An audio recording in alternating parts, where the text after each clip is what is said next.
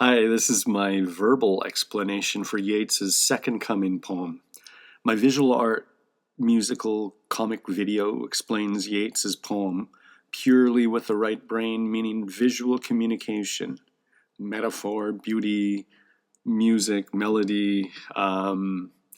That's that's the way to read a poem. That's the funny thing is we talk about poems like like what does this poem mean? And so then you listen to a person talk, and that's the wrong way. It should be that you don't listen to someone talk. You instead you hear someone sing the poem, and then it becomes deeper. It becomes more, and then after someone sings it, someone draws it, and then and then you see it like because it's in your mind as you read a poem. When I read a poem, like I did a Robbie Burns. I was looking at a Robbie Burns poem the other day, and it was a song right away.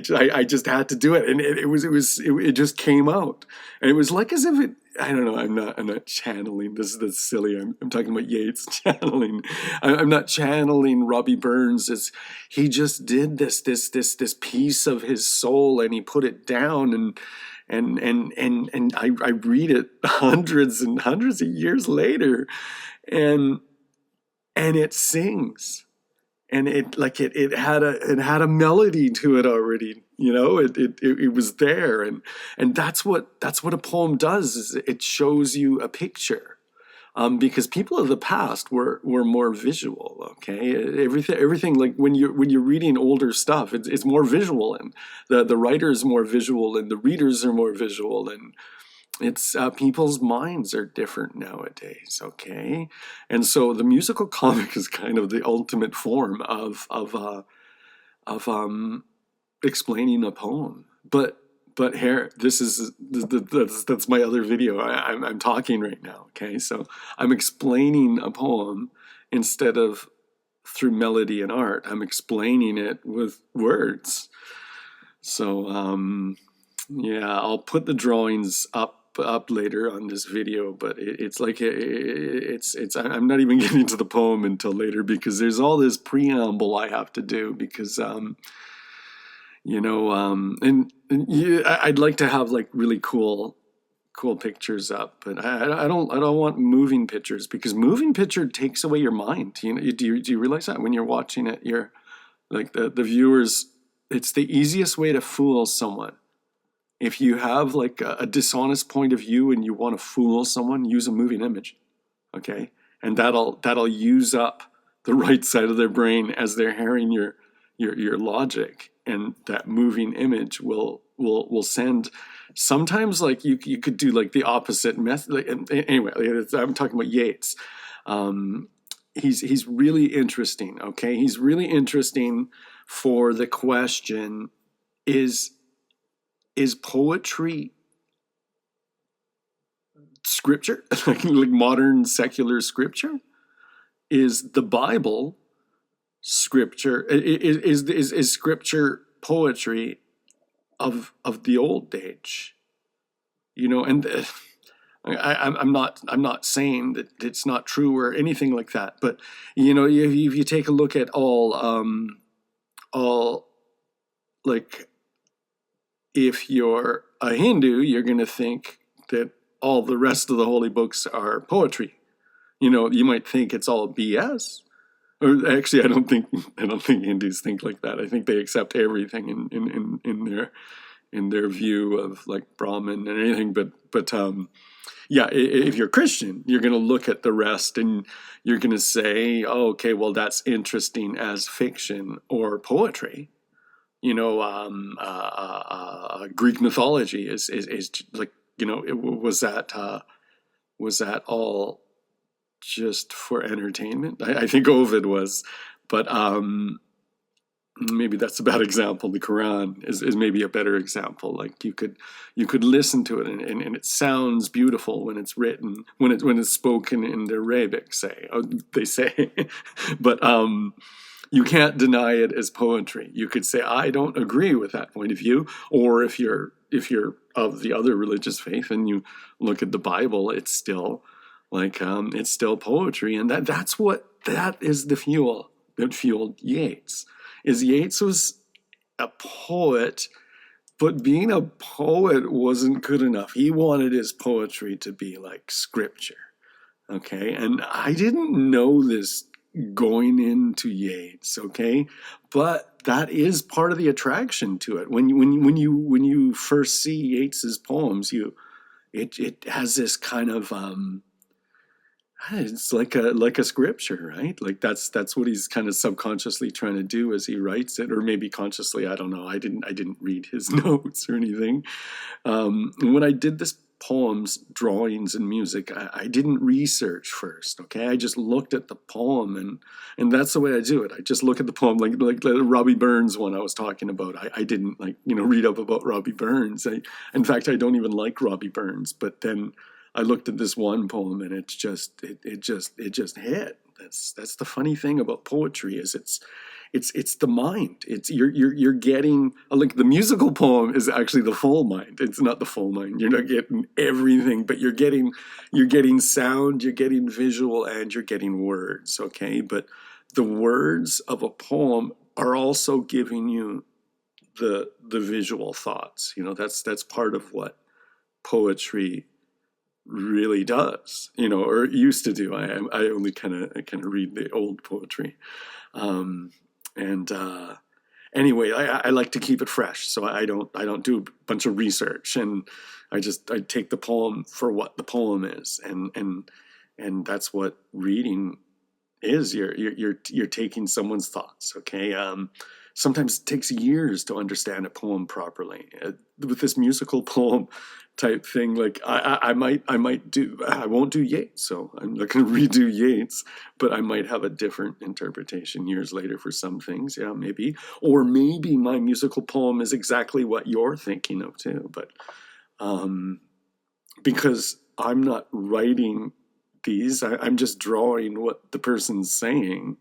So often you might look at what I'm imagining, and it might be very close to what you're imagining yourself. But the poem, I'm not talking about like in my art. I'm talking about the poem. It's the poem is an uncertain form of communication. And but this poem isn't as ambiguous as many people think and say it is. First off, if I knew that Yeats's poetry was necromancy. How do you say that word? Necromancy. Necromancer. It's like a sorcery word, right? But it's necromancy. That's what his poetry is, and I'll explain. But I never would have drawn it if I knew it was necromancy. Like I don't engage in necromancy. Necro is the dead body, okay? And mancy is I don't know, like romance, like the word romance is in there. Necromance. So it's like I don't dissect the word romance somebody. And necro is death, and it's like you're taking the products of the dead. That's what you're doing with necromancy. You're taking the products of the dead. Okay, and that's what Yeats did when he wrote his poetry.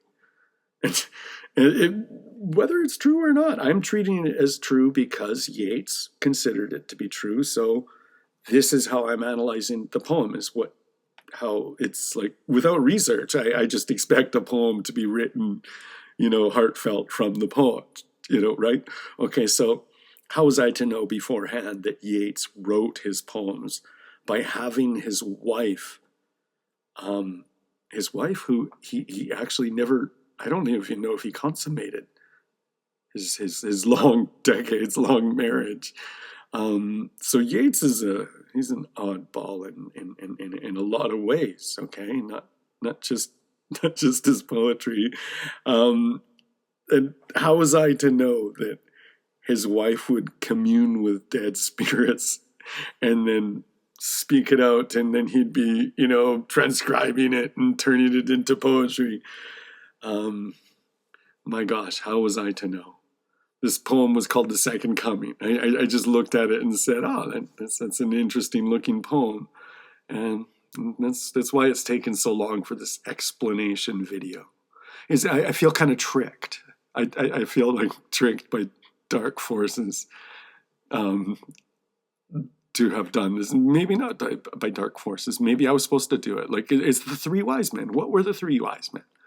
Okay, the three wise men were, maybe they were necromancers. They were people from another tradition. I know there are people trying to say like, oh, they're just people from, no, they're people from far away, and far away symbolizes another tradition. So the other tradition was like, astrology was part of it, but we don't know what their religion is. But the whole point is that other religions were saying, here is the Christ child. Like that's like further confirmation. It's like, when you have like a group of people and you all think that you saw something, it's you don't know if it's the bias. But here, these three wise men are, they see the same thing. They see the first coming. Okay. And so Yeats is kind of like the wise man of the second coming. He sees the second coming. Okay. Wise man. I don't know if I should call him the wise man. Because I feel kind of tricked, and I might like, you might, anyway, demons are laughing. They're laughing at me. Or are they?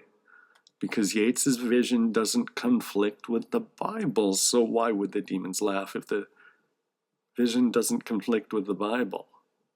And maybe that's what freaked Yeats out, is that in his trying to escape from Christianity, he ended up to the Christian conclusion, but on the wrong side.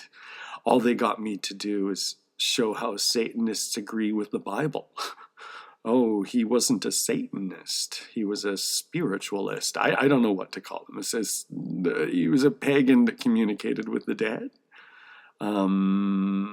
If you detect a dislike I have for Yeats, it doesn't matter.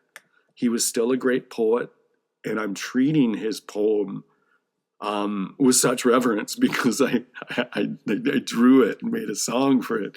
Like I spent an unimaginable amount of hours on his poem, so I don't have to prove my love of his poem, but I don't have to be loving to Yeats. He's not alive anymore. I don't need to like him. Great art isn't created by likable people. Michelangelo was supposed to be a jerk. Picasso was a jerk.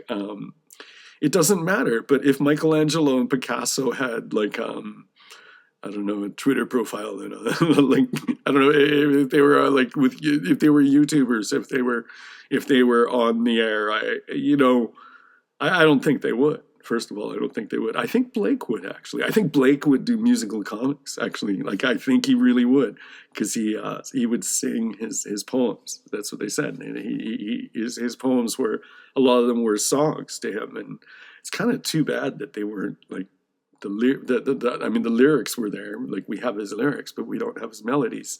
And we have his drawings. Yeah, for sure, Blake would be a comic guy. But it would be musical comics. It would have to be musical comics. Anyway, stop it. I'm talking about Yeats. The internet demands people be likable, which is why our culture is intensely mediocre. That's my point. And I bet if I met Yeats, he'd be interesting to talk to, but I wouldn't like him. I bet you I wouldn't. I feel tricked into doing these 26 sequential drawings for his ghost. And his poem turns out to be necromancy. I never would have drawn his poem if I knew he was a necromancer. Necromancy is everywhere. Just turn on, like, look at everybody's thumbnails and how many of them are necromancy. AI art is all necromancy, okay? Don't tell yourself it isn't. Compiled efforts of dead artists. They made products of the human soul. That's what art is, the clearest expression of the human soul. Okay, here's a pattern. Okay, two things to compare with each other. Okay, an actor is an expression of God's soul. An actor, how did I say actor? A human, an actor. A human is an expression of God's soul. An actor is because He created us. Okay, so God created people. Okay, we're His great creation. Okay, this is like we're an expression of God's soul. We're made in His image. Like it's very plain. I don't have to prove that point. Okay, we're an expression of God's soul. He created us. If we take His dead creations, meaning humans, okay, so if we take dead humans and make a new one, with our prompting, we could like prompt it like, I want it to have 50 arms. I want it to have 2 arms, whatever. Anyway, it's called a Frankenstein's monster. Okay, like that's number one in the pattern. Okay, take that and now let's compare it to man's creation of the soul. Okay, if God's creation of the soul was man's creation of the soul is our art. Art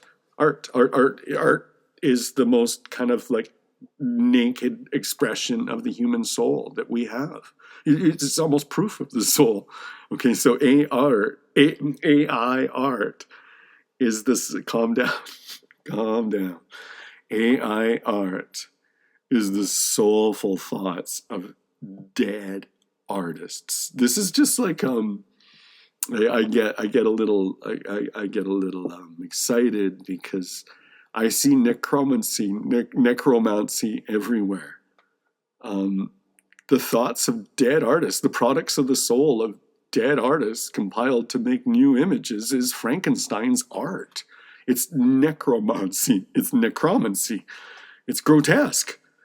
But our age is so morally decadent that people don't notice because our art has been slop for so long and it's been formulaic. All we've had is formulaic. Like everybody looks at like the 80s as this great time of creativity, but it's like they were just like looking at old stuff and saying like, hey, let's like take it out and like Raiders of the Lost Ark. I love it, but they're just taking the old stuff and like just like, hey, here's the stuff that we liked when we were kids. Let's put it out. Like it's like our culture hasn't really been creative as much as it's taken the old stuff and like capitalized on it. Like a lot of the 80s movies. I used to do a whole video on this. A lot of the 80s movies are just they were incepted in the 60s. They all of them like. They were like just sort of like, hey, let's take this 60s novel and do a movie at it.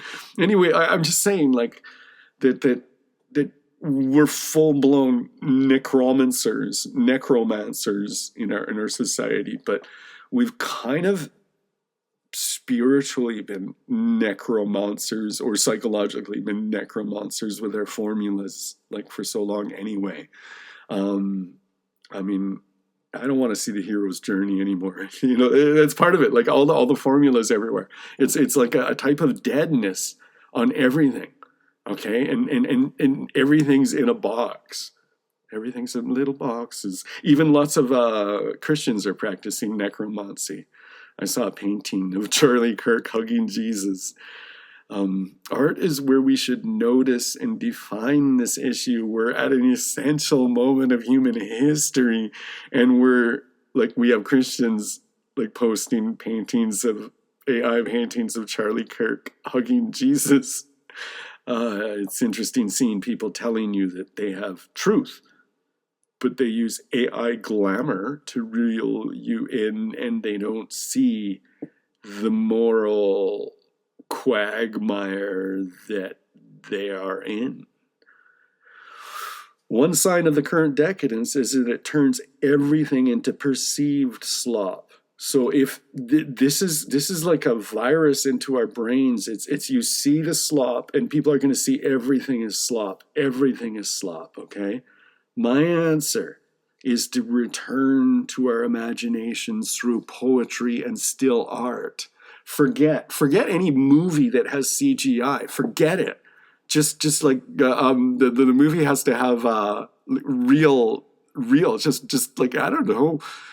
I love the old movies. I don't like almost anything in the past 20 years. It's like, hey, I don't like them. But anyway, that's a whole different subject. There are two, no, three main types of poems, okay?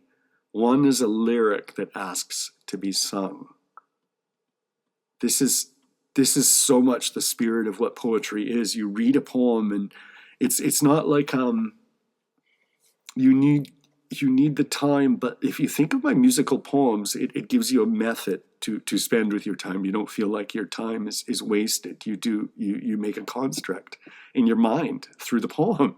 And that's the thing, is people used to have all these poems and stories and jokes in their minds. But if you had this long poem and it rhymes, like, to help you remember it, okay? That's why poems kind of rhymed. Well, to sing them and to remember them. And I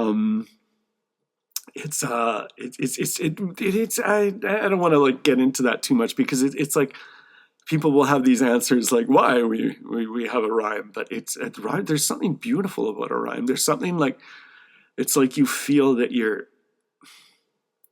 heading toward the fate, and you've arrived there when the rhyme comes, and that it all adds up, and that it all was planned. And that's what the rhyme says, okay? Annabelle Lee by Edgar Allan Poe. I did that as a musical comic, and it wants to be sung.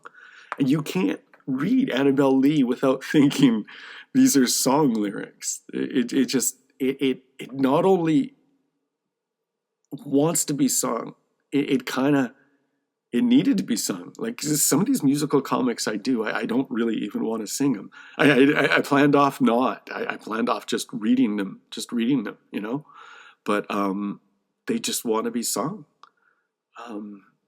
And the second type of poem is more like scripture, okay? And scripture is, so much of it is poetry. It's the form of the ages poetry. And it's really weird how poetry is now kind of feminized or looked at as like kind of it's more the masculine kind of form of writing, but it's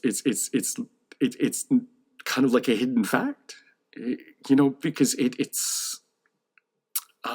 just gets right down to the matter, and it doesn't bother with trying to put the little details of the personal character of the. It's not a character medium. The novel is more of a character medium, and a poem is more about kind of meeting and narrative itself, and a story.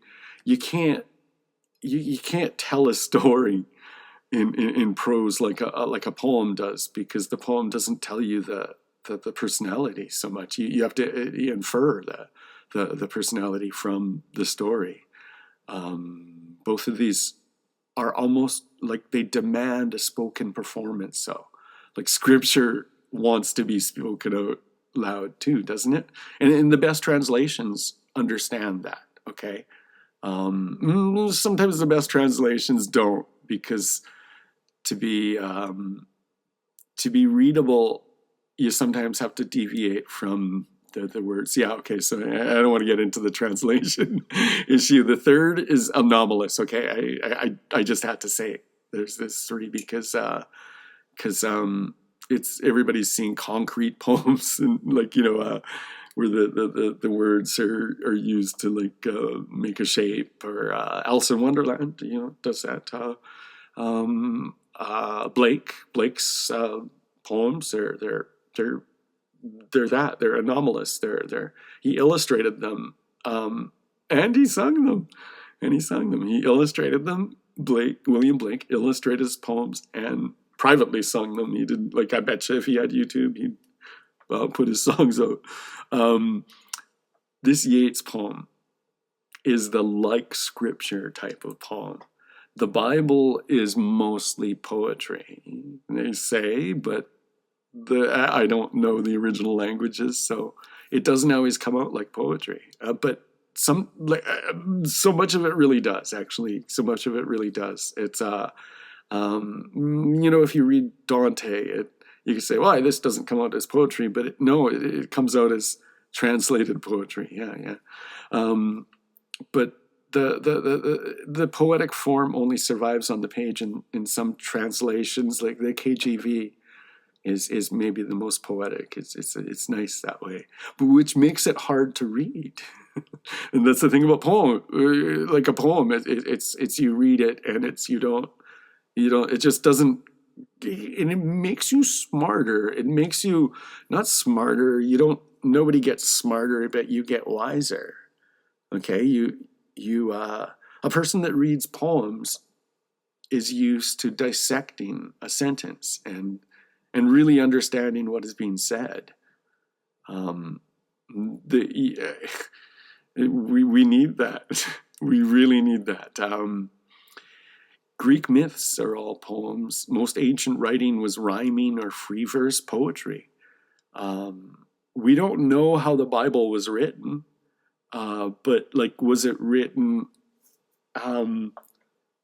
like there's God talking to Moses or an angel talking? Like we don't really know. We don't like it's a funny thing, you know.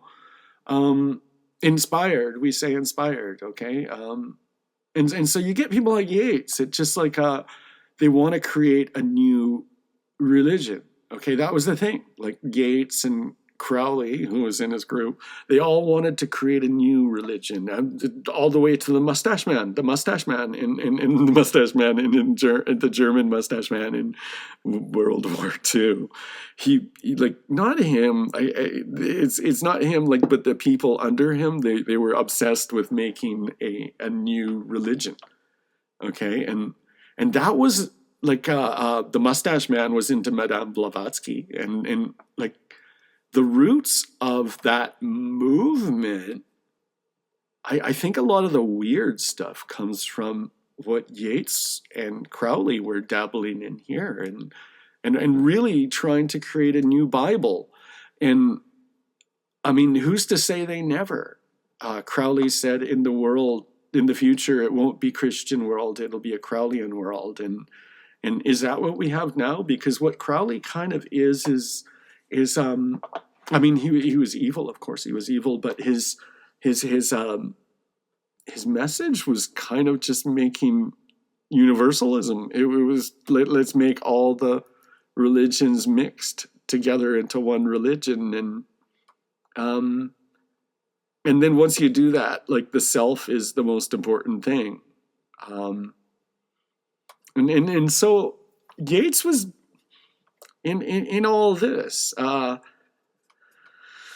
And what is channeling? What is channeling from a spirit? It could be just a con job. I don't think it's just a con. If it was a con job, it was a con job that Yeats was fooled himself to believe himself. Okay, but like someone claimed to channel John Lennon and wrote a song with Lennon. That sounds like a real con job. That was in the 20th century, I think. I didn't hear it. Someone should put it on YouTube. If they have it, it's probably a real collector's edition. It was like a very small print.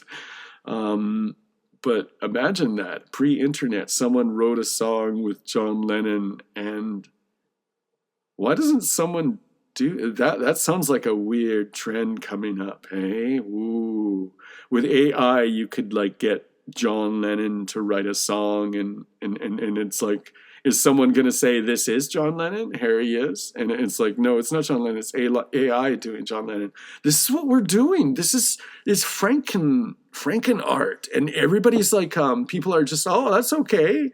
That's okay. Oh, and the worst is that Christians take it up, and I mean, it's bad when other people take it up, but when people are saying, "Here, I know the right way, I know the moral way," and then they do it anyway. Yeah, like, so John Lennon is going to be back soon. It's going to be great. Like more hits like Strawberry Fields. Um, Yeats's wife would channel spirits. And Yeats would arrange their statements as poems. Or as people, I think a lot of people will just say, oh, it was like a creative thing. Like you could, but why isn't it called Yeats and Marge or Marge Gunderson or so? What was her name or something? um, it's why isn't she given co-credit? She's not given co-credit. It's like it's Yeats. So if she's coming out with the words, then it's her that wrote half of the poems, right? Or and what is the process? Like she claimed that she faked it at first, but that it became real. And she believed that there were spirits that weren't her words. So you could do something that is all in a jest. Ha ha ha, I'm doing this and you know, I'm gonna like and you know, sacrifice someone and do all like, and that's what I don't get about Satanists, you know, like, you know, they don't believe. So I'm going to wear a big cape and sacrifice animals to Satan. And like, if you're doing that, like, I'm an edgelord and I'm going to do it, like, you're still doing it. So if you're faking that you're talking to the dead, you don't know when you're talking to the dead or when you're not talking to the dead. You might be sometimes and not know it. You're getting involved in something where you can't answer it. You can't say, oh, it was all just a con job, haha. It was just, no, that's not the way reality works. I can explain that psychologically. This will sound weird to a lot of Christians because I do the same thing. That's what writing is. That's what writing is. There's two different types of writing. There's one type of writing where you become a machine and you take a formula and you fill in the blanks that the formula is giving to you, and you study a bunch of. It's not the way I write stories. Okay, and it's not the way so many people write. I know this isn't, but I've heard Christians saying that this is satanic. It's not satanic. It's how you come up with anything. A dream. Are dreams satanic? And stories, they just come. Okay, like you just kind of like have a story come to you, and then you form it into a pretty shape, but it might already be a pretty shape, and you're just trying to transcribe it. And stories are visual, and sometimes they're musical, sometimes they're in words, you know, but they're really just things happening. They're not really words. Okay, so words are the least truthful way of showing a story. You like visuals are more true than words. Words are lies. That's a crazy thing to say. But they are.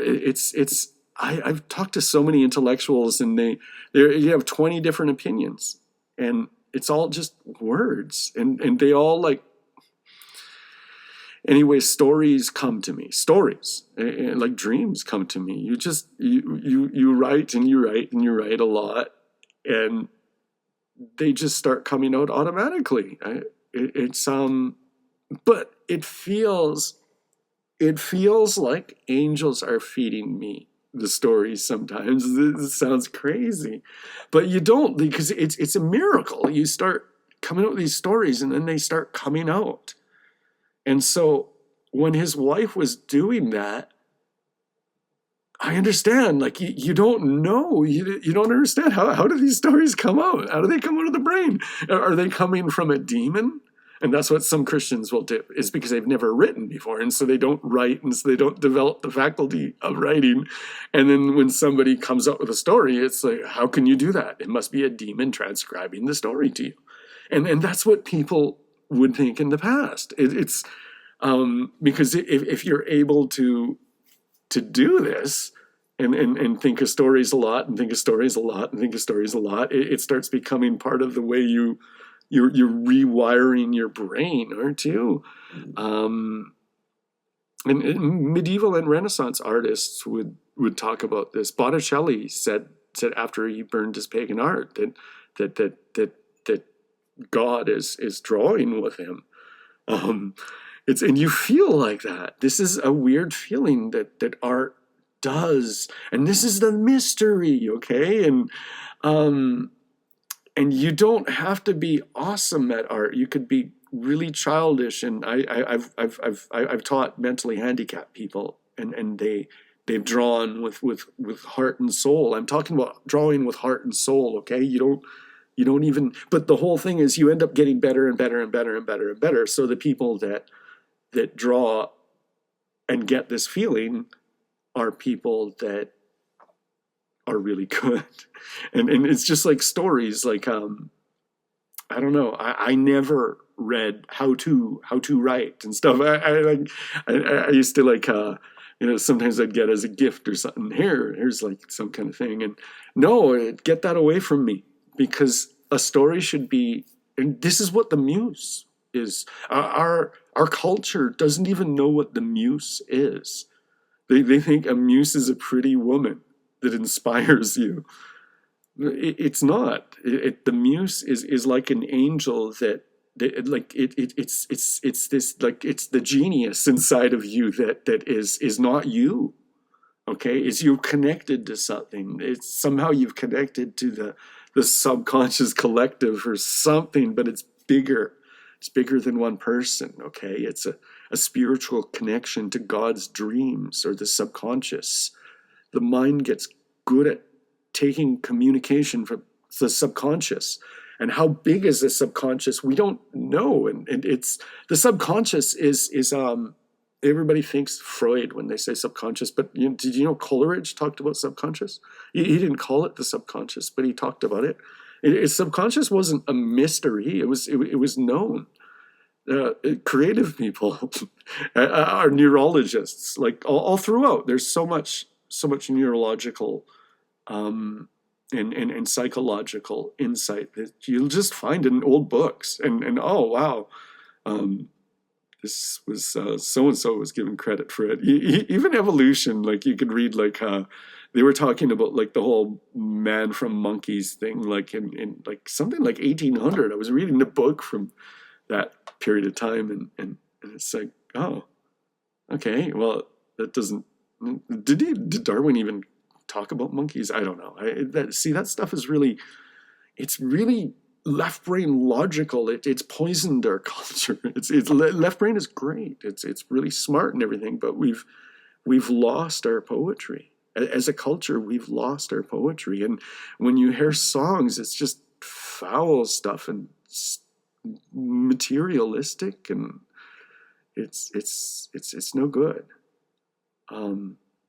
After decades, I could just dream awake and exercise a degree of control just from writing. Okay, and you don't know. I'm getting incoherent there. You don't know. Like it's like you don't know if you could be mentally ill, or you could be demonically possessed. Okay, or you could be both. Both could be true, or like you don't know. Someone could like get better, and who helped them gets the credit. Like we don't, like there's mysteries, and so creativity is so connected with this mystery, and it's really something that that people used to write songs. People used to sing all the time. Like humans were more creative. They really were. It's somehow the commodification of creativity made humans less creative. It made like a subgroup creative, but then it made everybody else passive. Okay, that's what it did. And it's, I want to say the word mystery again. Anyway, just because something's explained psychologically doesn't mean a spiritual dimension isn't also at play. So this poem, if I had known it was channeled from dead spirits, I probably wouldn't have made a musical comic of it. But here we have it. I did it, and I found out it was channeled. It's one of the most famous modern poems. It reads like apocalyptic text. I thought I was going to sing it, but it got this. I kind of recite it in this stressful way that seems perfect to me somehow. Notice the ticking of the clock. This is away from the poem. I said I was going to talk about the poem and not my art, but it's the ticking is part of like talking about the poem. It's like the poem has this kind of tick tock, like because it's the time is near. The poem is saying emotionally by the performance style too, tick tock, in the way. And then I use Desiree. Like a Desiree type chord pattern on the organ. And that's also another comment on the poem, told musically that I can't really speak. It's funny. That's the thing. Is we talk about art when we shouldn't talk about art. We should do art about art in a way. Well, poetry for sure. I'm not talking about fan fiction. The first time I found fan fiction, I remember I was like, oh, wow, Gilligan's Island. This is a long time ago. And what the heck? It's just, they're having, what? It's like, can't you think of something more, I don't know, like the wholesomeness of older writing, like there were it kind of demanded more imagination. And, yeah, I mean, violence is in older writing. Violence is everywhere all the time, but just everything's smutty now.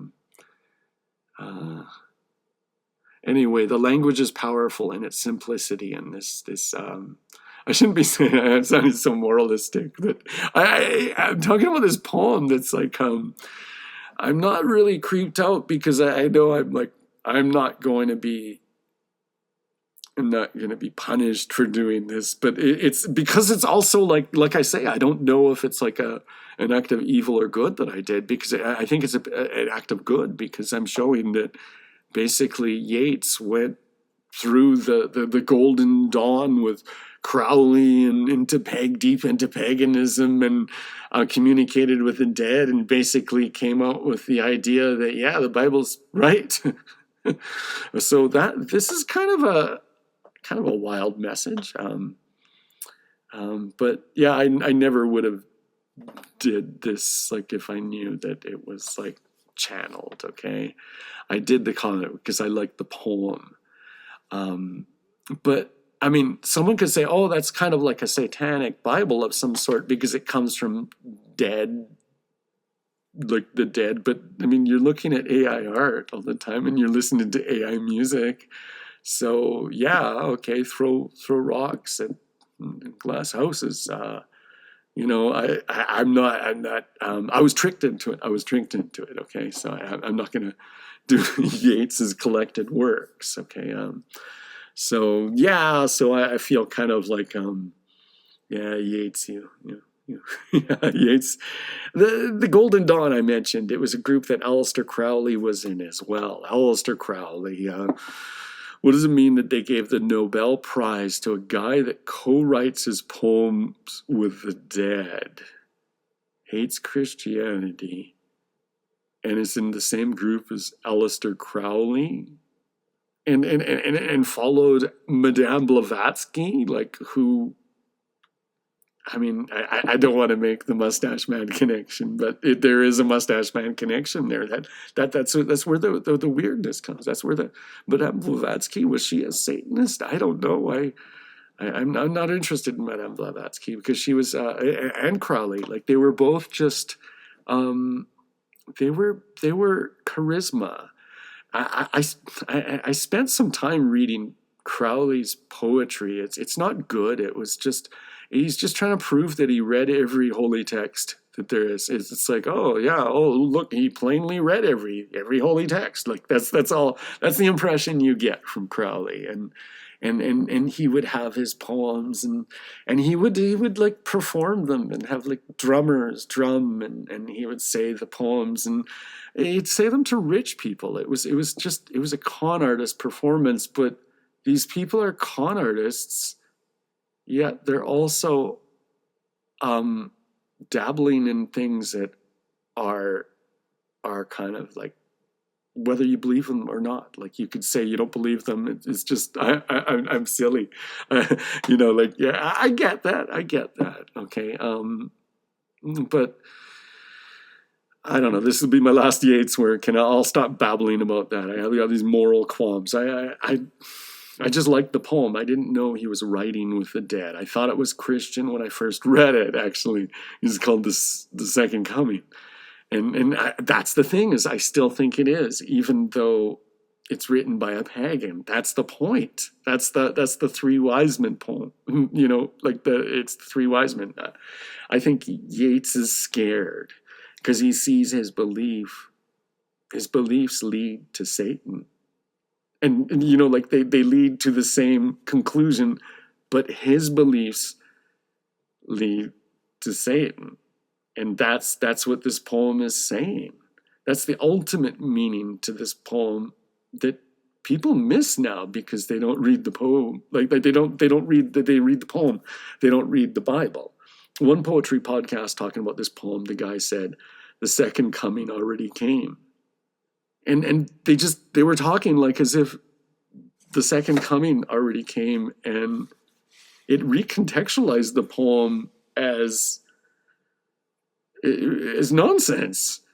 And and a lot of the other podcasts seem to believe that that Christians believe that the second coming will be gentle and wonderful, and it makes them not understand this poem. And I think this poem is just kind of an oddity that is modern people read it, and they're kind of intoxicated by the language possibly. But my other poem, my other point. I'm going to take a sip of coffee first.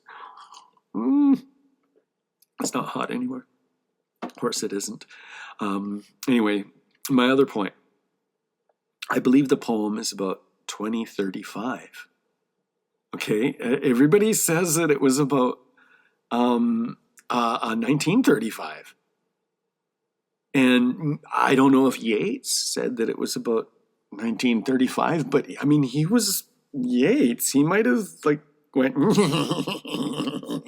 People think it's about 1935, but it's really about 2035. And that's the way I think Yeats sounds when he talks. Anyway, people think that this poem is about the German mustache man. That's what they say. It's about, this is like he's like I mean like they say that, if he was being prophetic, because some people will say like, oh yeah, he was being prophetic, and this poem turned out to be prophetic, and it was about the German mustache man. But no, he did it. He did a calculation error, or he didn't. Like I'm saying, he didn't, but people assumed that he made a calculation error. Okay, and I'll explain. Excuse myself, my self-deprecating, this deprecating attitude towards Yeats again. I just have to say, he was a great poet, but I don't want to be roped into his spiritual destiny. So I keep on saying this over. I don't want to get boring with that. Like I'm just saying the same thing. I'm not even scared. I'm not even scared of this poem. I sent it to my sister, and she was like, this is like she didn't call it necromancy, but she called it something else. But it's like yeah. Well, I could read like spiritual texts from like other religions and stuff like that, and it's all like reading this poem, right? It's all the same, right? It's unless you're part of the religion, you're gonna think that it's basically like somebody communed with the dead, or else they were con artists. So like it's like, say, Joseph Smith. Okay, did he communicate with a spirit, or was he just a con artist? I don't know. But like as a non-Mormon, I have to look at the Mormon religion and just have those two possibilities. Those are the two possibilities. Or the third possibility is that he's just well, not even that. Like if he's a con artist, he's writing a creative fiction, right? He's just writing a creative fiction. And if he's not a con artist, then it's a spirit, like somehow like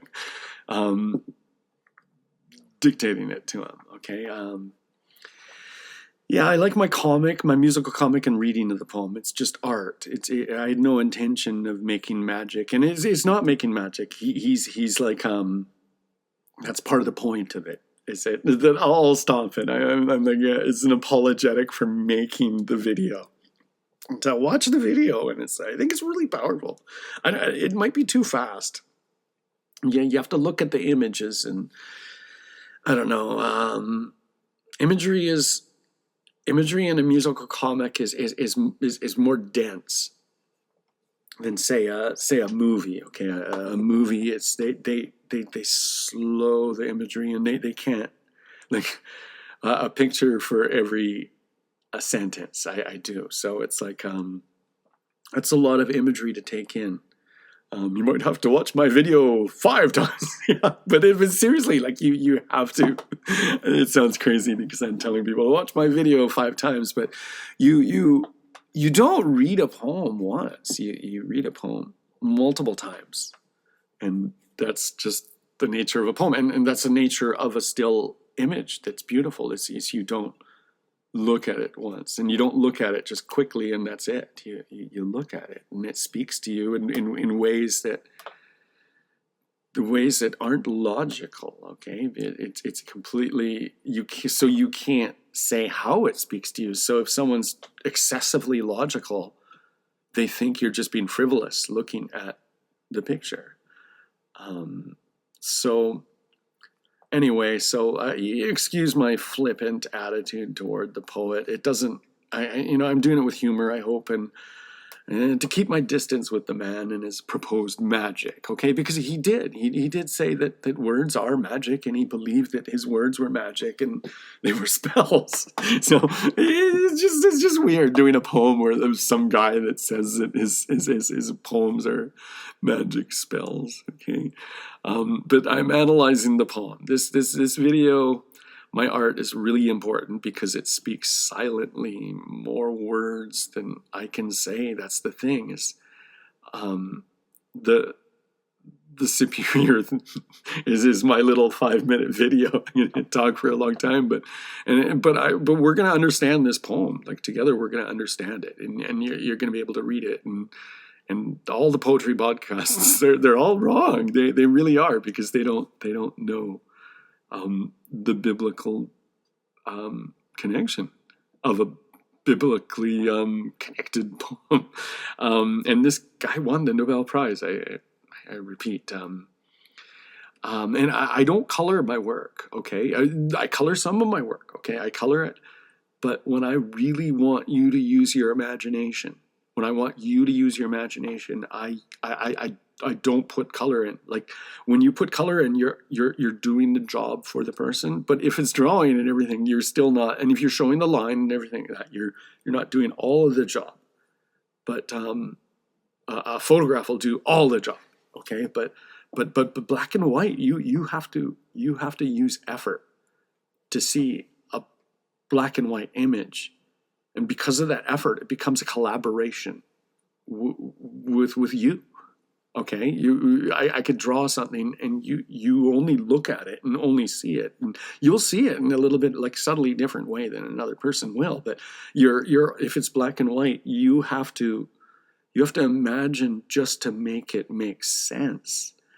The reader has to reinterpret the art into their own mind instead of taking it passively. Fritz Lang said color ruins cinematography.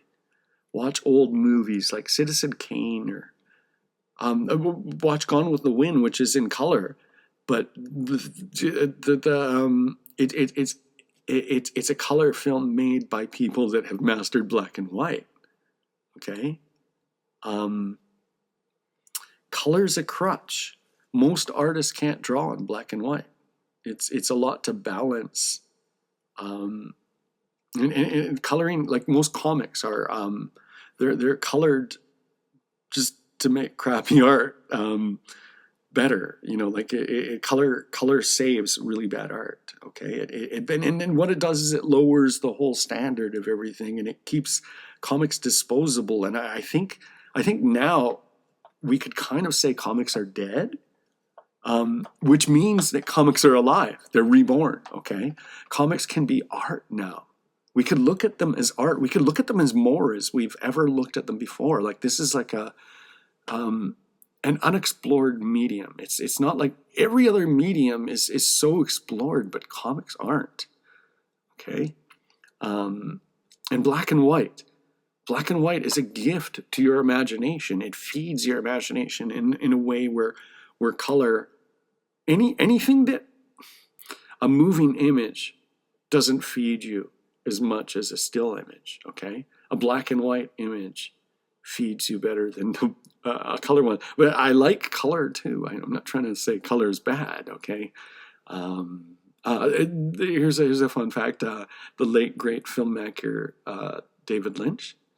I saw an interview with him, and he said he only likes black and white movies, and that there are only 5 color movies that he likes, and he named the 5 color movies, and that's really interesting. That's really interesting. That's an imaginative guy too. Like it's black and white, black and white. People used to watch black and white movies, and they used to watch black and white TV, and look at the culture. Look at how much more creative the works of that culture was. Not only creative like in terms of imagination, but creative in terms that like everything wasn't invented yet. And so people were just like normal people were inventing things everywhere, and people were writing songs. I mean, you could write songs in those days. Like nowadays, you can't do this. Okay, but in those days, you could write a song and send it to musical artists, and they would actually buy your songs. Okay, and people were more creative and imaginative. Okay, and I'm not saying it's just black and white, but I am saying that that's part of it. It's effort. What happens is moving images, movies, video games, and it's like, I'm not saying those are bad. I love movies, okay? I love movies. But the whole thing is if you don't read and use your own imagination, and you're always seeing a screen, that screen, it takes over your own imagination. Okay, and so black and white's really good for you. Embrace black and white, and black and white art. Look at it as a collaboration with the artist. Really, it's a collaboration. It's the most respect you can have for a viewer. It's a novel. If you read it like a novel, you're collaborating with the writer. Okay, the writer only supplies so much information, and then you have to make it all up in your own mind. Okay. Black and white makes your mind take everything in and have to recreate it inside of your own mind. And you see the line and all these complexities where if you color a black and white image, it all the rhythms change, okay? And it turns into these blocky forms instead, which can be good too, but it's simpler. Okay, black and white has more possibilities, but these possibilities become invisible when the imagination atrophies to a certain point, or like everything does. Okay, it's like, that sounds awful. Like you could play piano and your talent will atrophy, and like but the imagination is like that too. Your muscles are like that too. You got to keep in shape with your body, and the imagination is the same thing. Okay, mathematics is the same thing. Everything is the same thing. But people tend to just push the left side nowadays, the left side of the brain. And so just as a tip, Like watch black and white movies, look at black and white art, and like I love color. Donald Duck as an example of a comic that has to be in color. Okay, I love Donald Duck. I don't say that as a joke either. Carl Barks, he was the master. Carl Barks was the master storyteller. One of a handful. He really was one of a handful of great comics geniuses. Okay, and so I'm not like just biased and like against color or anything at all. Yeah, I love color. Color is super powerful, but it's so powerful, and that's the thing is the more you like color, the more you should actually go toward black and white art, because the color it becomes front and center where the other complexities become invisible. Okay. And this is the reason why you read poetry. Okay. Poetry, you read just like a short poem and you spend more time in your imagination. Where prose, you read it and you're in your imagination, but you're not like with poetry. You're more of the time you're like not even looking at the page. Okay. And a movie, you're always looking at it, and a game, you're not only looking at it, but you're doing stuff as you're looking at it, and so that's even less art, right? Like it's the more you're prompted to do something by it, it's less art, right? So games would psychologically be in the same place as illicit video images of adults having relations with each other. Okay, isn't that weird? Where it's just think no, let's just think of like what it is to watch a movie. It's like the same thing for your brain as sitting down on a park bench watching something happening on the other side of the street, and you're listening to them, and like it's the same neurological thing happening, right? Okay, and all of this is kind of frightening. Okay, when you think of our brains, the brains of our species, and like the whole world. Okay. Anyway, I love prose, but the density of poetry is an amazing thing. And the idea of putting the words with drawings makes it easier to read a poem. Okay, you get my interpretation or misinterpretation. And this is what I tell people that they should do this too. When you're writing a poem or a sentence, anything like a politician talks or anything, someone talks, and there are visuals that come out of your mind, and we ignore them. I think I don't, but I know through I know what other people's minds are through reading and through research, and people are really kind of the word. If I showed you an apple, like a picture of an apple, apparently people think the word apple. They'll think of the word apple. You shouldn't. You should like look at the apple, and you should like you should like. I don't mean it's bad too, but our minds are wired. Like there's a certain wiring that people have, and I think musical comics could help you unwire. Okay, and rewire in a more balanced way. Anyway, when you do the musical comic too, like you end up like getting a picture, and you could get another picture, but then you have to make a decision which picture to go with, and then it turns into, it makes it bigger in your mind in a visual sense. Okay. Now I'm going to begin the poem now. Okay, I'm beginning the poem after all that time. Like, and this is just all this preamble because I did a necromancy by mistake. I mistakenly just heralded necromancy. Anyway, I have to get the art. Where's the art? Okay, there it is. Okay, now the second coming. Okay, the falconer is like the old-fashioned kingdoms.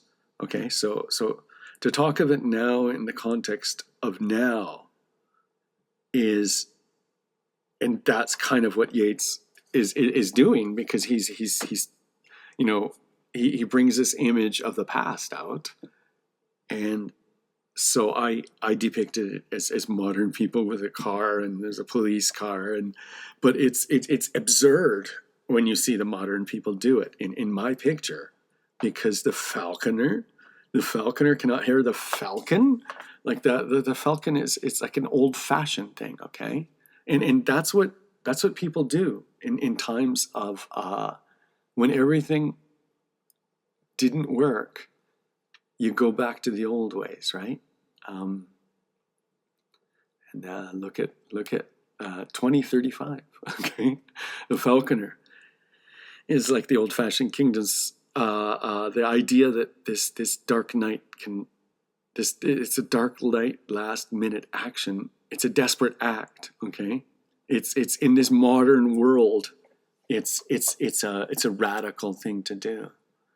Okay, Yeats would have known Dante. I shouldn't even say this. I'm just reading Dante's Inferno again, and it's I read in Canto 3, as a trained falcon to cross to the other side of the dark water, and so like it's like the falcon. The falcon is an image in Dante, and um, I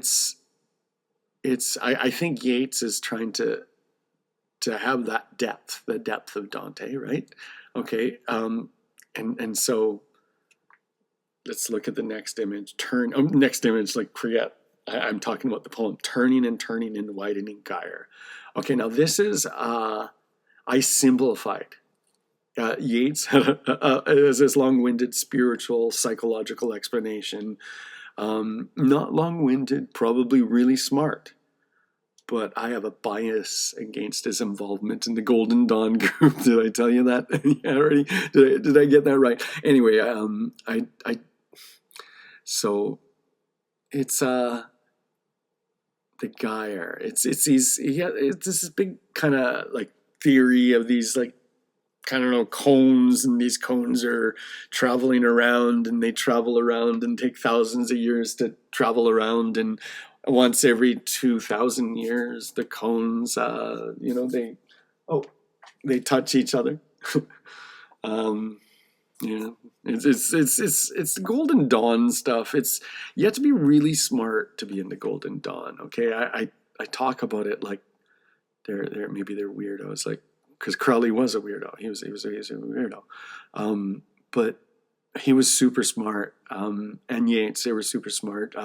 You had to one of the initiations to get into the Golden Dawn is you had to recite long works of poetry, and you had to like write them down, and your punctuation had to be perfect, and like these people were all really smart. And everybody knows Mr. Crowley. Mr. Crowley, Aleister Crowley. He's the famous Satanist.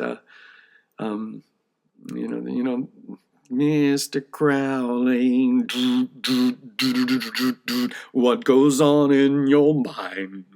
Everybody knows that. He's immortalized from Ozzy Osbourne and Jimmy Page. I don't know if people would remember who he was, like, if it wasn't for those two pop culture references. Maybe to Yeats's credit, he was enemies with Crowley, and tried to get Crowley kicked out of the Golden Dawn. But for all we know, it had nothing to do with ideals. Maybe Yeats was mad because Aleister Crowley always got to hold the grand poobah stick. Maybe when Yeats would confront Aleister, he would hit him with it. I bet you Aleister would hit Yeats. Crowley seemed to be that sort. I bet you he was a real bully. And Yeats, he seemed to be the kind that he's, I don't want to call him wimpiness. I think he's like physically wimpy and kind of psychologically wimpy in some way, but he was still a crap disturber. I can't believe that there was no moment of violence where Crowley did something to Yeats. Okay, Yeats was married for decades and he never consummated his marriage. He was an odd fellow, like in that way.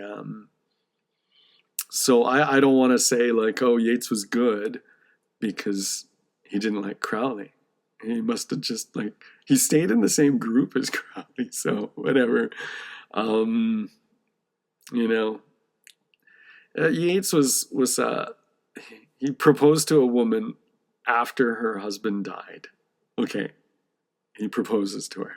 It's like the first thing Yeats thought was like, "All right, she's available now."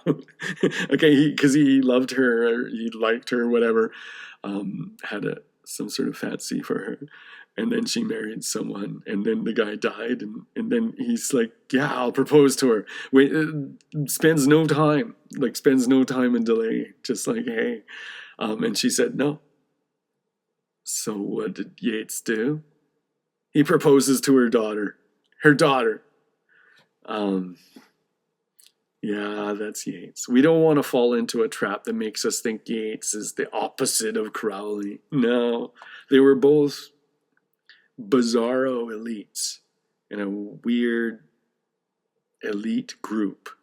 Maybe it was more of a book club, but no, people were serious about spiritualism in those days.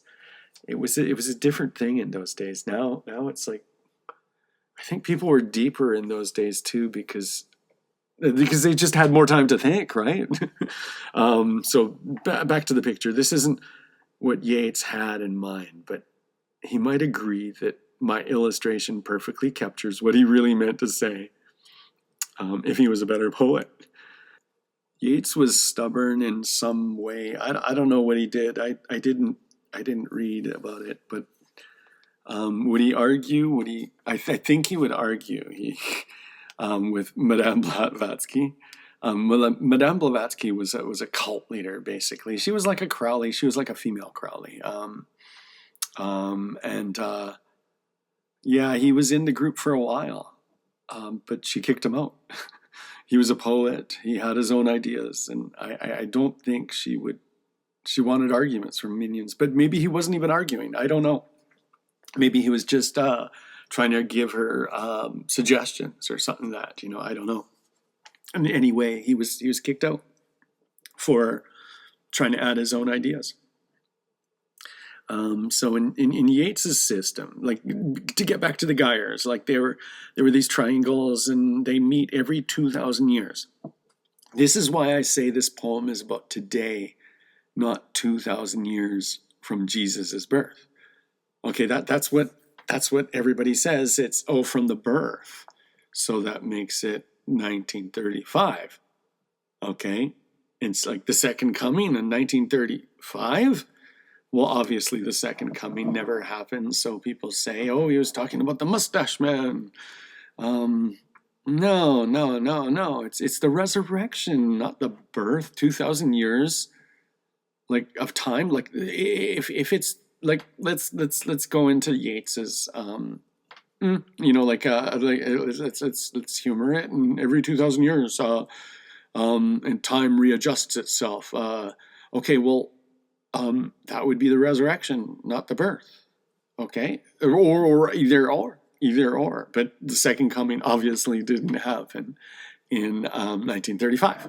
So let's say 2035. Okay, let's say it was the resurrection instead of the birth. That would be 235.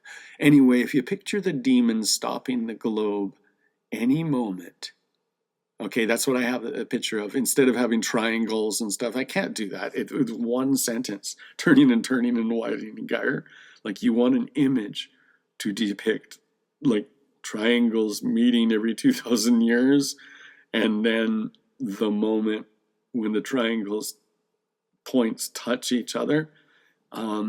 That's this. It's a demon spinning a globe. He's spinning a globe, and at any moment he's just gonna poke his finger down and say, now. Okay. So I think it's a pretty good image. Just just to like, and this is the thing when you're adapting something, do you adapt it perfectly, like literally? Do I like go, oh, like his notes and this sentence has to be 9 pages to explain, no, I don't do that. I come up with something that is more concise. All right. That's the visual world. um I don't know what Yeats was on. Like if his poems were really co-written by the dead or his wife, I don't know what his imagination even is. I don't know. Like he's like I don't want to call him vampiric because he's just a collaborator. I don't want to say just a collaborator, but he's I don't know who Yeats is. Like it's like sometimes you can't separate an artist from their work and know what was theirs. And it's like how much is formula sometimes, like everything is formula sometimes. And sometimes it's a group effort. And why don't I like Wes Anderson movies anymore? Is it because the group is different? Does something happen? Boom, all of a sudden it's like I don't like his movies anymore. What the heck happened? Like sometimes that happens and it's like something missed. And so you could be like a fan of Yeats's work and say his wife dies. And then he's writing poems and you're like, I don't like Yeats as a poet. He's yeah, because he's it was a collaboration. Anyway, the falcon cannot hear the falconer.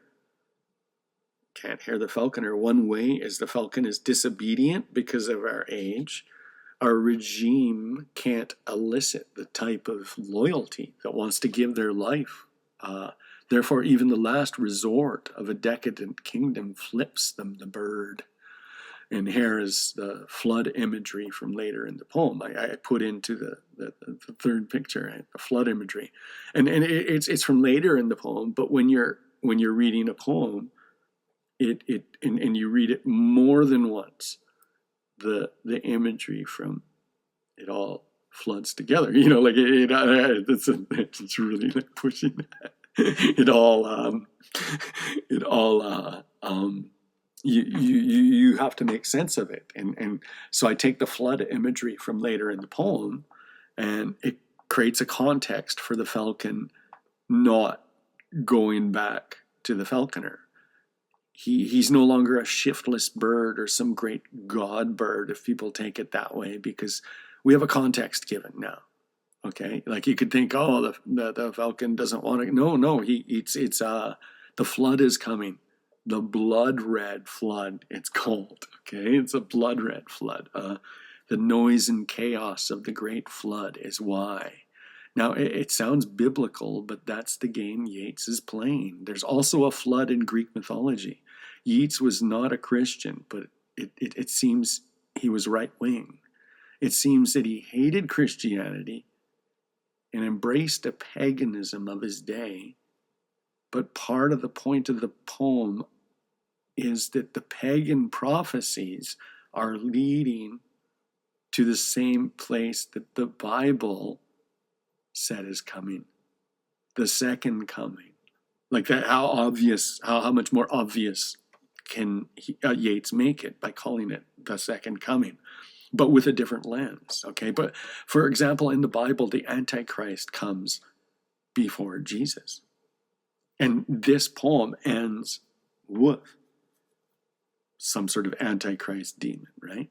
So it doesn't say Jesus doesn't come. This is the second coming for the pagan. This is the second coming for the member of the Golden Dawn. This is the second coming. Okay, this is like well, things fall apart. The next line, the things fall apart. It's so perfect. Things fall apart. Like it's funny. This is a very famous poem, and there's something. It's recognized. Like I wasn't a poet. I am now, but I wasn't reading poetry. Actually, I never used to read poetry so much. I mean, I liked Edgar Allan Poe as a kid, teenager, and stuff like that. But this poem it seems to be in our culture, doesn't it? Things fall apart, just little things. Yeah, it's I have my images and context given to me by Yeats. Okay, Yeats was into Irish paganism. I'd like to read his fairy tales. They're probably really good. But I mean, back to the things fall apart. I just show things falling apart. The flood is hitting the trees, and so things are falling apart. So I took that very literally. I had to get to the next panel, right? Um, but yeah, I mean, his fairy tales are probably like probably. I don't know if he did them word for word or anything, but he went around collecting fairy tales. That's kind of cool. Now, the center cannot hold. Okay, I have the context given to me. The center cannot hold. So I like the first picture I did to symbolize the turning and turning in the widening gyre, which means that some demonic point is coming up, like some kind of faded moment is going to come up. Okay, so I just explode. I just explode the globe. Okay, the center cannot hold. Okay, I'm not saying the bomb is exploding. This is metaphorical. Okay, the center cannot hold. Okay, the demon touches the earth, and the center cannot hold.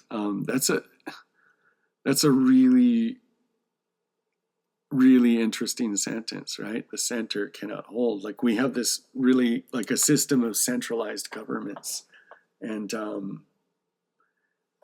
I like some of these like you can't. Like, that's the whole thing. Like my pictures, the pictures show and explain it, but then I have to explain the pictures and why the pictures explain why they explain the words.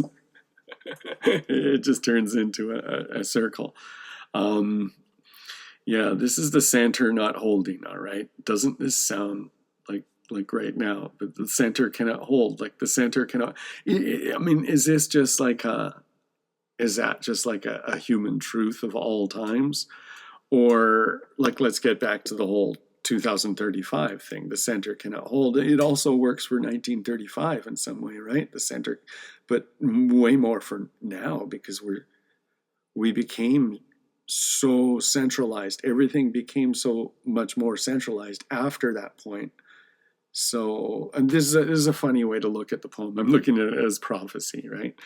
Um, so the poem that he wrote it's spiritually channeling, and some spirit like no, the second coming is coming at 2035. No, not really. Like biblically, like some spirit can't say when it is happening. So and Yeats can't. So, but who knows? Who knows? Maybe this is some. Maybe that's the whole thing. Is the way that okay? So spiritually, like he's able to make a prophecy, but it becomes uh, um, neutralized because people read the prophecy wrong. Okay, and so that prophecy is allowed to be spoken and exist. Okay, it's like the Cassandra problem, like where you know what's going to happen, you tell everybody, and instead what they do is they misinterpret you and they think you said something else, or they don't listen, or and you know it, and there's nothing going to happen. That's Cassandra. That's the anyway. I stick to the poem. This poem, which he wrote through spirit channeling, is saying, mere anarchy is loosed upon the world. And I mean, if she's faking it, like his wife, I mean,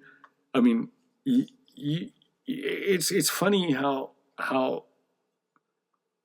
in over 100 years everything is like kind of the same. Well, no, this poem is from 100 years ago. Okay, yeah, this mere anarchy is loosed upon the world, and all I had to do is just draw a picture of that just seemed to come off one of those culture war kind of protest things, and everything I'm drawing here is true. Like like speech is violence, someone fighting someone with silence is violence sign, It's like that was like it actually like that actually was videoed. Like someone had a like they were fighting.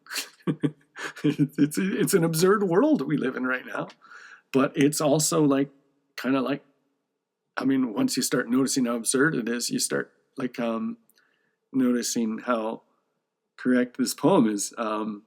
It's mere anarchy, mere mere anarchy. Mere doesn't.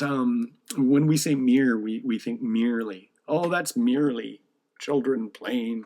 But mere means pure. It means authentic. It means original. So like original anarchy, pure anarchy, mere anarchy. We've had a bit of that. We've had a bit of that. More than a bit if it's your neighborhood.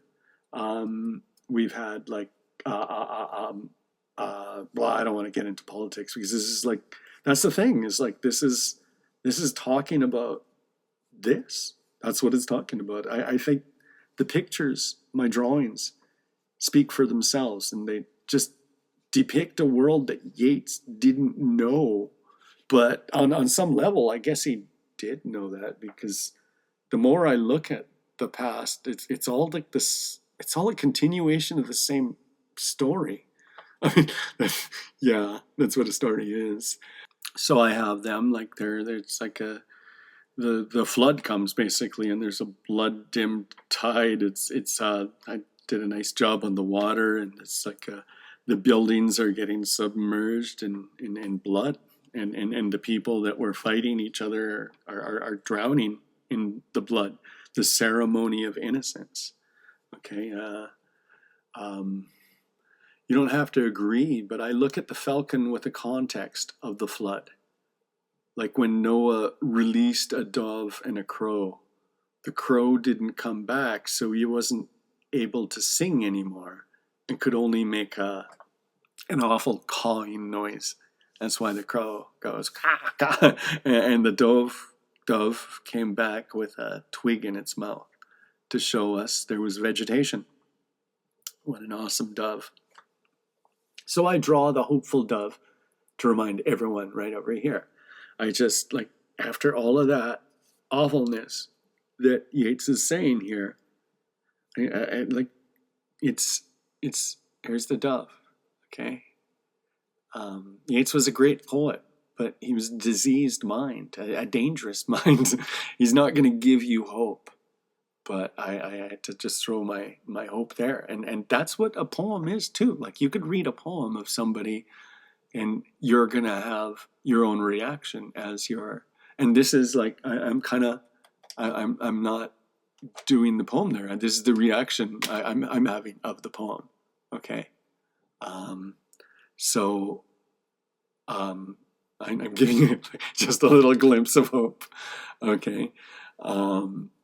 The best lack all conviction. And that's another line. Okay, that's another line. It's so iconic. The best lack all conviction, while the worst are full of passionate intensity. The best lack all conviction. I show, people playing games, playing video games, and a lot of our smartest people are, and that's what I said earlier. Like the imagination is being used up on video games. Okay, this is it's such an insult that I compared it to that other but it is a like a moving visual that is designed to get you to do some action with your hand. Okay, that's what a game is. Okay, so the best lack all conviction. Okay. Problem is, okay, this is where you meet the spirits. Okay, in your imagination, and that's the thing. You're playing games, and games are good. But if people watch movies, they play games, and then they look at all other, and they don't exercise their imagination. All these media, they replace your imagination, so your brain relaxes, and it allows the media to outsource your own imagination. And this is where you meet the spirits. Yeah. The worst are full of passionate intensity. And so, like, I take that whole phrase, best lacked all conviction, while the worst are full of passionate intensity. So I show people that are probably would have been decent people, but they've made themselves passive. Okay. Or I don't know, like you could say that society made them passive or whatever, but in any case, they're the passive and under the best lack all conviction, and then the active, while the worst are full of passionate intensity. And the active, there's A for active. Is that A for active? See, I put a little anarchy, the anarchy A on his head. Okay, and I had to add this to the poem because to make it all connect as a story, what I did is I introduced the character that is full of passionate intensity. So I show you someone that is full of passionate intensity, and that's the problem. That's the problem with life. Okay, is the best lack all conviction, and so you have the best, and the best are people that are just they've surrendered. They're not going to that could, I don't want to get into like that's like politics, like like they surrendered. Okay, and they're not doing anything, and the people that are active and full of passionate intensity, look, he's hurting. Like I drew him hurting another one of his own cohorts of like a protester person, and so he kills the other protester, and the other protester ends up coming back to him later. So it is, don't worry, I'm not actually showing an actual murder. It's only like a metaphorical thing. Okay, broken windows, and yeah. I'm not really talking about the art here. So, like I'm trying to explain the art. Like I say, like go watch the video, and I have to I have to tie it all in, and I have to tie it all in a way that comes from the actual words. I can't like invent my own thread, and even though I threw the dove in there, that's kind of my own like thing I threw in there. But my art speaks for itself, and the word speaks for itself. And there's the 3-panel sequence of two activists fighting. Like the images and the transformation are kind of like this is the thing. I wish other people like got the poem and did do your own copy. and it's like when you're reading something, you like, am I reading this the way it's like it seems so obvious to be about, or am I reading this? Am I adding my own? I remember I had a good friend from a long time ago. He was psychologically naive. Okay, and he picked up he said he picked up a note on the ground, and it said every day he thinks of it. And it was like he was saying that he felt like unaliving himself, and that it's everywhere. And then he looked up, and that's what he thought that it meant. That's and it's like a piece of art. Every day he thinks of it. It's very strange. Like, and someone just put it on the ground, and it's like, and you pick it up, and that's what art is. It makes you think your own imagination, and you put your own imagination, and you can't separate what is your own imagination. And that's our problems with the Bible, because the Bible is poetry too, right? And it's we have to know when we're doing it. But it seems to me the best lack all conviction, while the worst are full of passionate intensity. And I gave it basically the protesters. Surely some revelation is at hand. And that's what it seems like nowadays, doesn't it? Surely some revelation is at hand. it seems like this is a time of transformation, doesn't it? Like this is like, you know, I when I say this poem was written right now, it really does seem that. And then he says right after, surely the revelation, some revelation is at hand. Then he says, surely the second coming is at hand. And the second coming, it refers to Jesus coming, but the whole thing is like what a lot of commentators don't understand is Jesus' second coming. It also means the apocalypse. It also means the demonic. It also means everything, but it also means Jesus with a sword.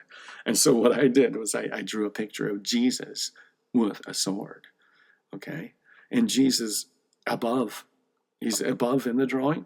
Okay, and below is the, I don't know, I want to call it the eye of siren, but like I haven't seen this in a while. I could be misinterpreting my own art. But yeah, it's Jesus at the top, and then the two eyes, and the two eyes are coming from the buildings, or else they're looking at everything. Okay, the second coming, hardly are those words out, when a vast image of Spiritus Mundi troubles my sight.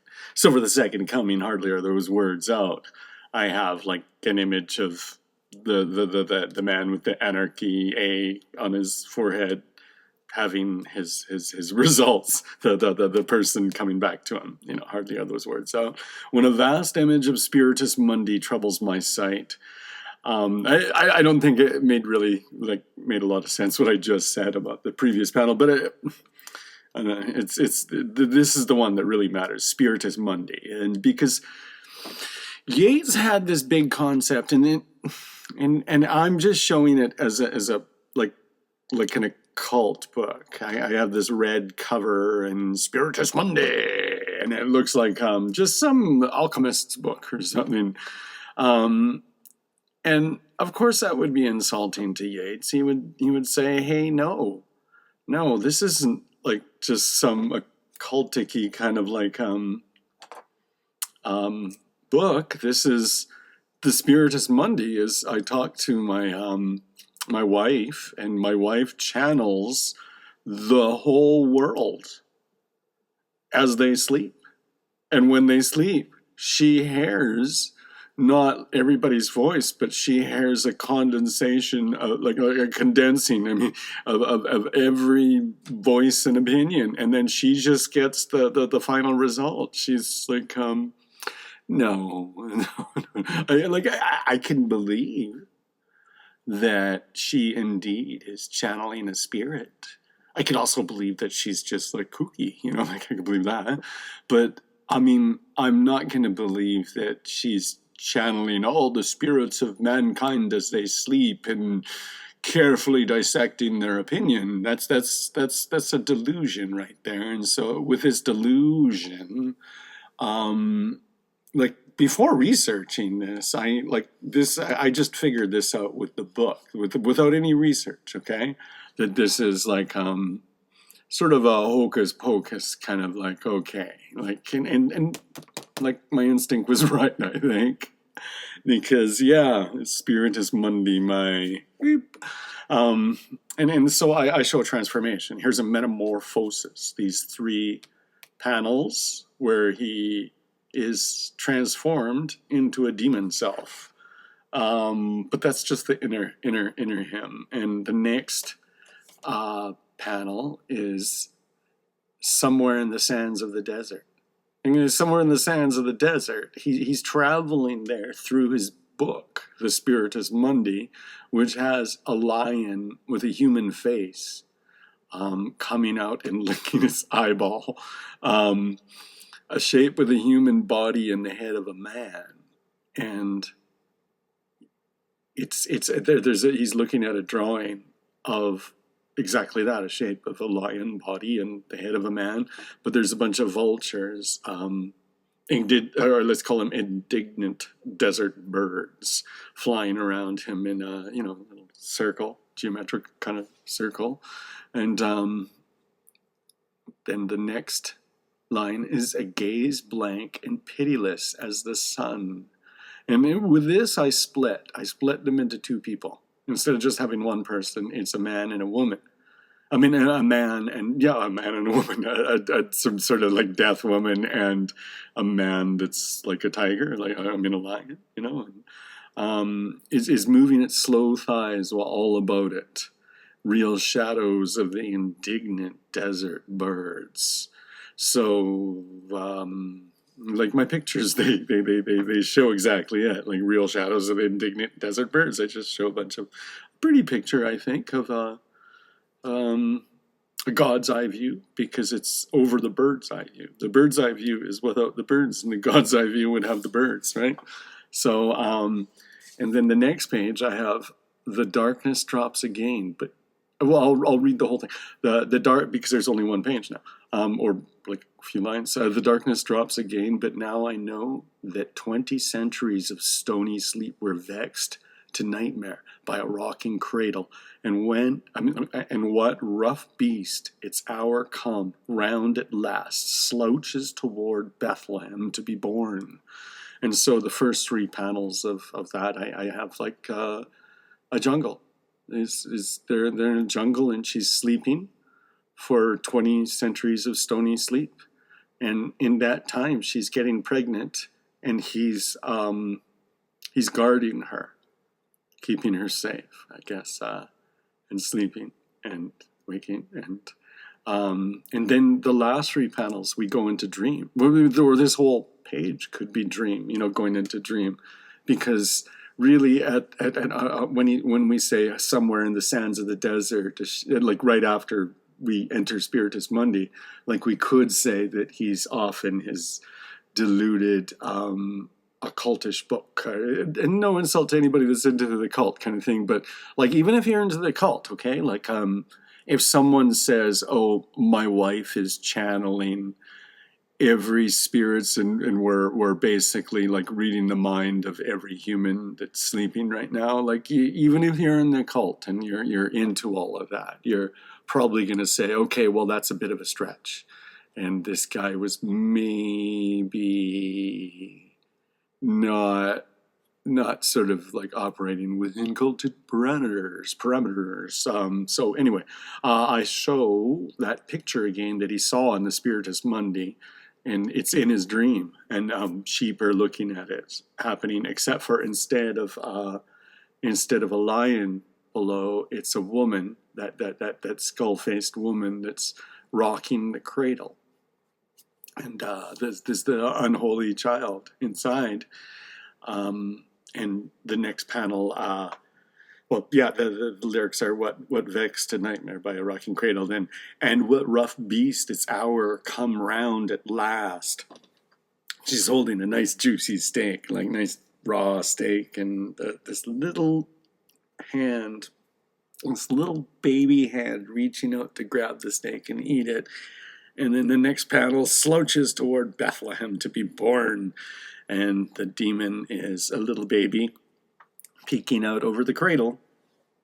And this end trips up a lot of commentators. They think, oh, this was supposed to be Jesus. And whoa, what a surprise. There's a demon. And no, it fits into the whole pattern. Like I say, this is like the Antichrist demon. And, some people will say, oh, it's not, like, whatever. Like, this is one of the interpretations. It's an Antichrist demon. And I'm not the interpretation guy to give the answer for all the interpretations. I nod my head and say, oh, it just might be that. Oh, you just might be right. That kind of thing, Anyway, I guess that's it. That's the last page. And it took a while, and I hope I made sense. So that's The Second Coming by William Yeats. William B. Yeats, W.B. Yeats. And next time I'll be doing. Well, it doesn't matter. Next time I'll just be like doing another project. But the whole thing is, my channel is about creativity. It's about, I'm trying to add something to the culture. I'm trying to make something. I look around and I see everything is like, I don't know, everybody's talking like politics. It's good to keep in touch in a certain way, but it's also good to forget about that, or not just have all those, like just thinking about power. And imagine, like politics is just stories about power, and then you read stories, like your fiction stories are about power. And we have to get away from this, just everything being about power, and be wise. Search for wisdom through story and art and poetry. I hope I made sense. I kind of feel like that I might have spent too long just fretting about, is this necromancy? Is this necromancy? Anyway, if you made it this far, like, congratulations. And maybe I didn't just speak balderdash. And I hope my next video is more thought out. Maybe not just rant. Maybe I feel like I'm just ranting. Necromancy.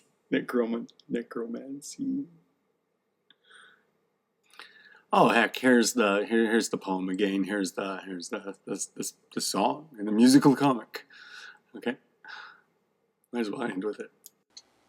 Turning and turning in the widening gyre, the falcon cannot hare the falconer. Things fall apart, the center cannot hold. Mere anarchy is loosed upon the world. The blood-dimmed tide is loosed, and everywhere the ceremony of innocence is drowned. The best lack all conviction, while the worst are full of passionate intensity. Surely some revelation is at hand. Surely the second coming is at hand. The second coming. Hardly are those words out, when a vast image out of Spiritus Mundi troubles my sight.